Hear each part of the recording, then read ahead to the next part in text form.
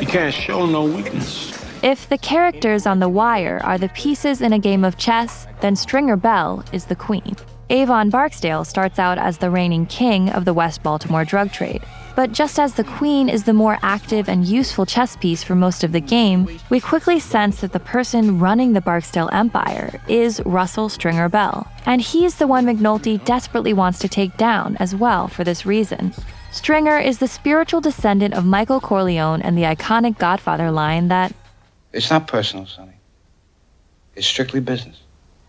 he's trying to turn gangster business into legit business. He catches our attention early on by attending night business classes at the community college. And he approaches the Barksdale brand with a calm temperament and strategic approach. So he proposed To change the name. exactly.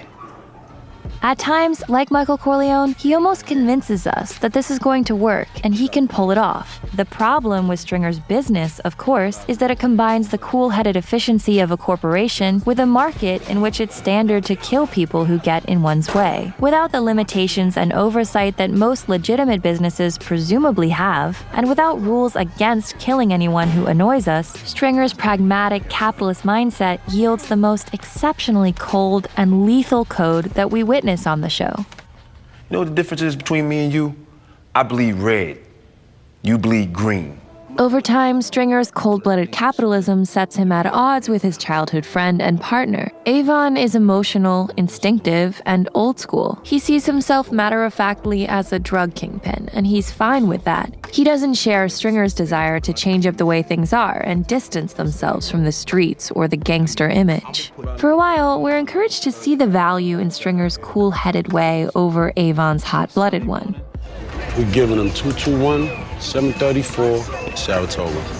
In the early seasons, Stringer also seems to be the one who's doing all the work and showing the real skill in the Barksdale empire. While Avon's in jail, Stringer's running the business better than ever, as if this so-called king isn't really needed at all. The peak of Stringer's control happens in season 3, and just as Bunny Colvin introduces Hamsterdam, the experiment with effectively legalizing or turning a blind eye to drugs in order to clean up the neighborhood. For a brief moment, as Bunny's experiment seems to be working, it seems that Stringer's vision of the drug trade as respectable business could also be possible. That there's a chance for, if not a win-win, at least a form of drug dealing that's relatively body-free. Thanks to Stringer's logical approach and the way events are coming together, he starts to strike us in moments, almost like the enlightened kingpin. But this Hamsterdam moment is revealed to be a false promise. Avon returns and gets back into his tough gangster act as Marlo Stanfield comes at his crown. Look at you. Fucking shooting dope without a fucking needle right now, man. Getting high on a power trip, playing fucking soldier.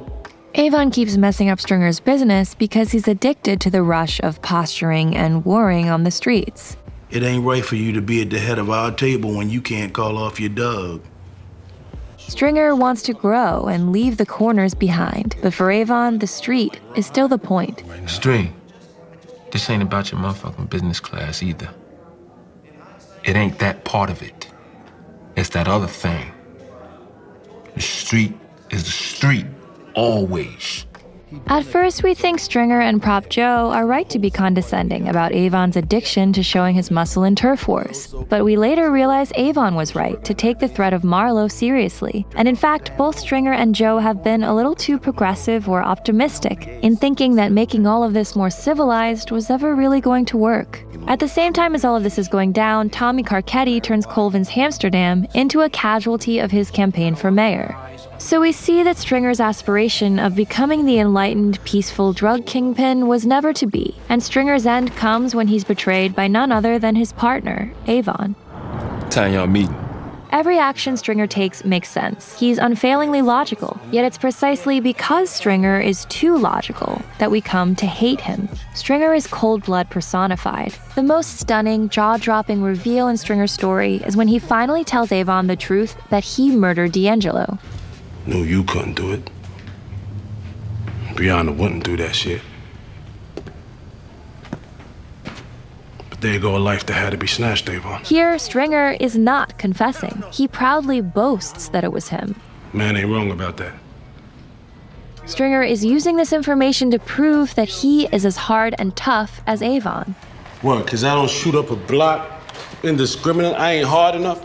Yet Avon is far from impressed. He reacts as we do, with disbelief at the icy blood that runs in Stringer's veins, because Avon would never have been capable of this action. We're repulsed. We feel sick at the sight of him. There was no emotional heat, no fear, anger, or revenge in his decision to kill D'Angelo, nor was it even really that necessary. The kid had already taken his years, was minding his own business in prison, and not in a position to do them much harm. Stringer did it just to rule out the possibility, however small or unlikely, that D could cause a problem. If we look back, Stringer is also to blame for the worst, most heartless murder of season 1.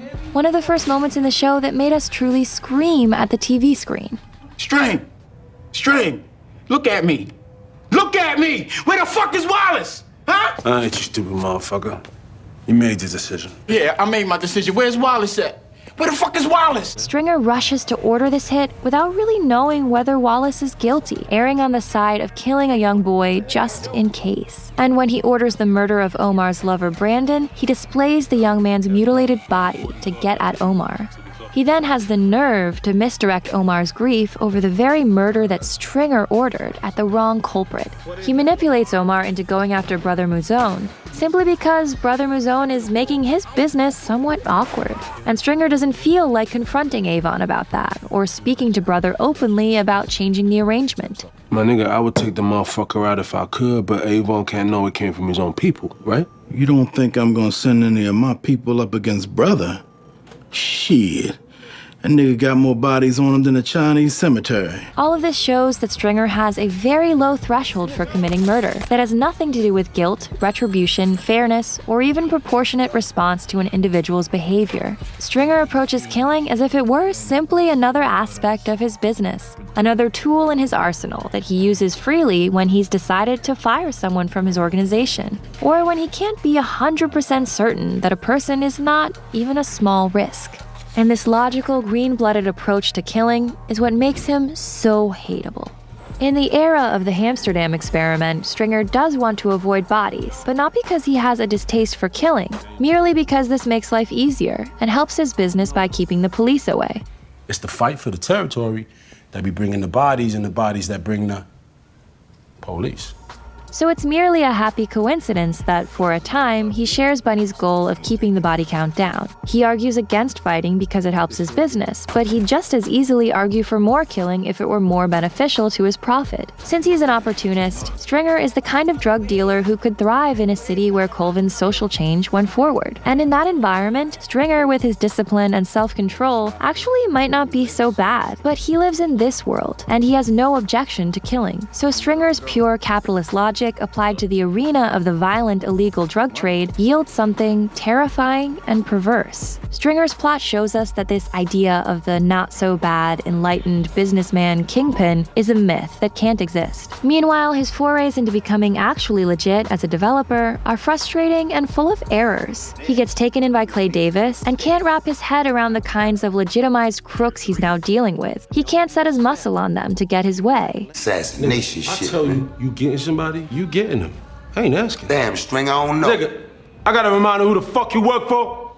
Hey, I think Slim gonna have to sit this one out, boss. Stringer gets stuck in an in-between place, trying to turn the street into business and business into the street. So when Stringer's Iago-like scheming eventually catches up to him, he falls because he's slipped between the two worlds. He doesn't really get the rules of legitimate business, and he's shown too much disregard for the rules of the world he came up in. Omar and Brother Muzone come after Stringer for breaking the rules of their game. And Avon knows that these rules are everything for maintaining their credibility. What got you here is your word and your reputation. With that alone, you've still got an open line to New York. Without it, you're done. When Stringer tries to bargain with his killers, offering them money, he still doesn't really grasp how and why he ended up here. What y'all niggas want, man? Huh? Money? Stringer, the capitalist, doesn't get that however you go about it, murder is still murder. It's more than just an exchange of money or some other routine aspect of business that can't be healed by any negotiation or appeal to self-interest. You know what, I look at you these days, you know what I see? I see a man without a country. Not hard enough for this right here. And maybe, just maybe, not smart enough for them out there. So he doesn't understand why his time has come, but Stringer Bell most certainly has it coming. Well, get on with it, motherfucker. What we don't see at the moment of Stringer's death is that the future is about to get even colder than we could have imagined when we thought Stringer was the epitome of icy blood. Everything we saw as heartless in Stringer gets multiplied many times over in Marlo Stanfield. Stringer's just-in-case murders to rule out any possible problem are exactly the kind of killings that we'll see become everyday routine for Marlo's lieutenants Chris and Snoop. So we see that Stringer, the capitalist green-blooded kingpin, wasn't an individual phenomenon at all, but a sign of the times. It's a cold world, Bodie. Thought you said it was getting warmer, nigga. World going one way, people another, yo. And everything is about to get much worse. Thanks for watching, and if you like our videos, please consider supporting us on Patreon. Just click this link here. We spend a lot of time making these videos, and every little bit helps. And of course, the very best thing you can do is subscribe to our channel to get access to all of our latest videos.